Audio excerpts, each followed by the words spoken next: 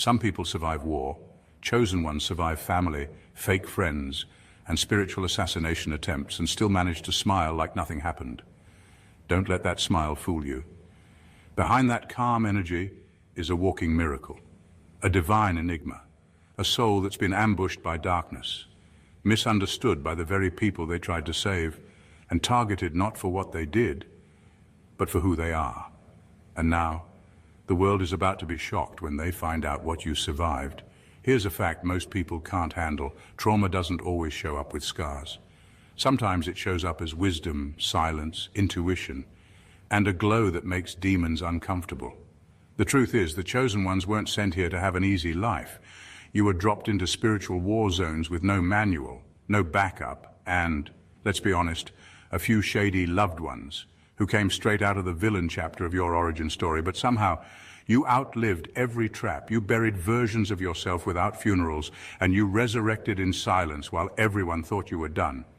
And now, you're not just surviving, you're about to shock people, not with revenge, not with anger, but with how whole you became after everything tried to break you. So buckle up. Number one, you survived the weaponization of your own kindness. You survived something most people never even realize they're going through. You survived the weaponization of your own kindness. You weren't just taken advantage of. You were emotionally manipulated by people who studied your empathy, who observed how far your heart stretched, and then used it as a weapon against you. The very love you gave was turned into a trap. They knew you wouldn't fight back the way they would. They knew you'd forgive, explain, give the benefit of the doubt. So they pushed boundaries, crossed lines, and treated you like an emotional punching bag because your kindness made them feel safe to be cruel. That's what makes what you survived so devastating. It wasn't loud, it wasn't obvious, it was subtle, calculated, and relentless.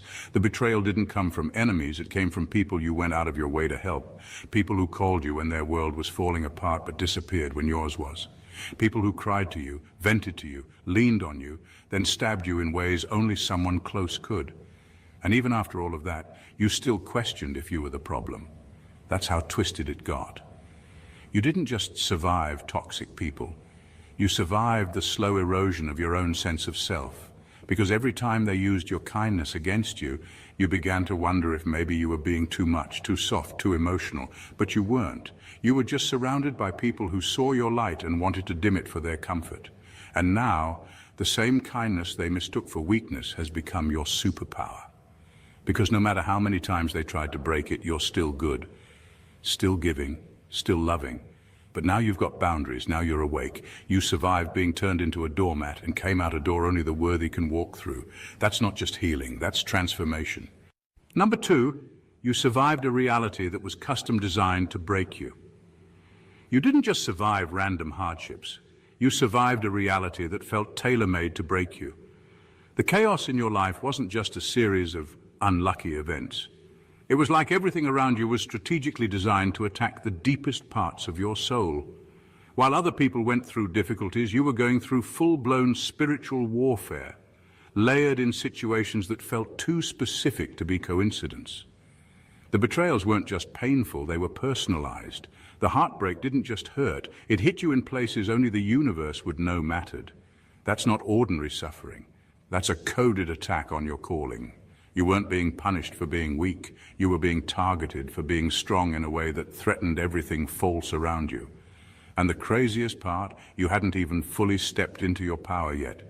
You didn't know who you were, but life did. And so did the forces that didn't want you to remember. That's why things kept falling apart every time you got close to clarity. That's why people kept switching up on you right when you were about to elevate. You weren't just trying to survive life. You were trying to breathe in a system programmed to suffocate you before you even woke up to your purpose. What you survived wasn't just emotional or physical, it was energetic. You were a threat the moment your soul entered this world, and instead of caving under the weight of it all, you recoded the entire program. You didn't conform, you didn't give in, you cracked the pattern wide open and started choosing differently, healing deliberately, and walking a path most people don't have the courage to face. And now, you're stepping into the version of you that all that darkness tried to bury. The odds weren't just stacked against you, they were custom built, and you still made it through. That's not luck, that's proof you were never meant to be average. Number 3. You survived being the black sheep while carrying the golden blueprint. You were treated like the outsider, the problem, the black sheep. But the truth is, you were carrying something the people around you couldn't see or understand. You had the golden blueprint, the healing code, the energy meant to shift everything. But instead of being embraced, you were rejected. Not because you were wrong, but because your presence made others confront parts of themselves they were desperate to avoid. They couldn't control you. They couldn't manipulate you like they could everyone else. You asked questions no one wanted to answer. You saw through lies no one else noticed. That's why they pushed you away. You weren't born to fit into dysfunction. You were born to disrupt it. And that kind of energy isn't always welcomed, especially in families or environments built on secrecy, generational pain, and silent suffering. You were the one who said, "This doesn't feel right." You were the one who called things out when everyone else stayed quiet. But because you saw too much, felt too deeply, and spoke too honestly, they labeled you as the issue. That was never fair, but it was expected because people fear what they can't control. You survived being misunderstood in rooms you were sent to heal.